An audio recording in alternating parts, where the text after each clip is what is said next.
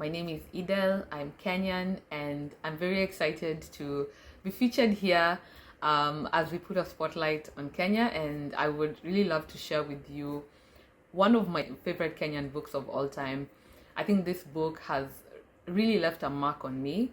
I remember reading it when I was very, very young and instantly thought, I wish I could tell a story as interesting and as dynamic as this one. The book is by Margaret Ogola. It's called The River and the Source. And I feel like every now and then I always go back to this book just to remind myself a few things, that I've learned from the characters going forward. I don't have the book with me here right now, but it's something that stays in my library. But essentially, this story is about women in the same family over the span of 100 years.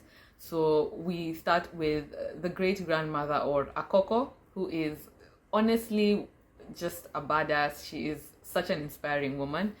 And then we follow it with her daughters and her granddaughters and even her great granddaughters.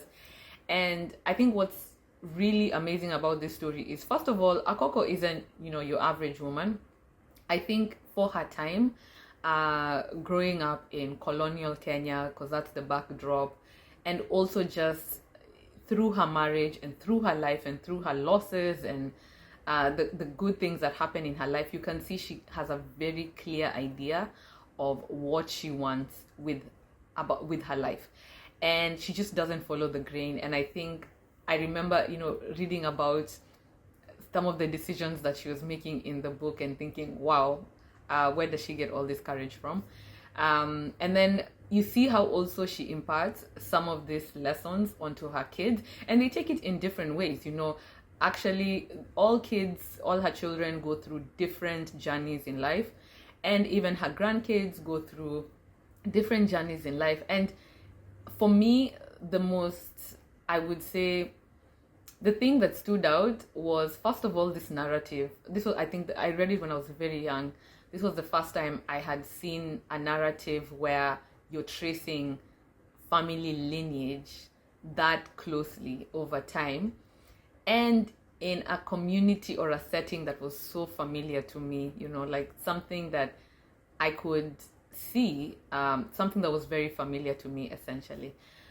Because, just growing up in Kenya, and I was seeing characters like me, in my head, I kept thinking, this character could be me, this character could have been me. There's a lot of what ifs in the book, which is why I like the story, the way the story is told. You always wonder, what if this person had made this decision? Where would their lives have turned out? Or what if they had done this? And I just love that she leaves these doors open by following a character, and it kind of leaves the door open for you to think about what would have happened if she or he had taken another journey. I really loved how she centered women in this story, and you could tell both, the highs and the lows. It was very authentic. I feel like she really she did a really good job of writing her characters. They were very complex, and each woman had a different story and a different journey, and I found that brilliant. And like I said, I could see my family in these stories and these characters. And I think just the fact that it was one of my earliest books that I read, from an African writer, it made me feel capable. The book itself being, written by an African writer, and a celebrated one at that, it left a very strong impact, on my views of African literature and just my interest in exploring different types of literature in Kenya by Kenyan authors. So I think it's a story for me. The fact that it spans generations, it covers almost everything. It talks about death, love, family, religion, career, and she does a really good job of tying the string across family, especially how decisions made even before you were born, can affect you. how people's decisions and how connected we are, with our, grandparents, ancestors, some things that we maybe we take for granted that on an individual level is through a lot of sacrifice and a lot of sacrifice from people who came before us. So that made me really, really just love the book. So I would recommend everyone, pick up a copy of The River and the Source.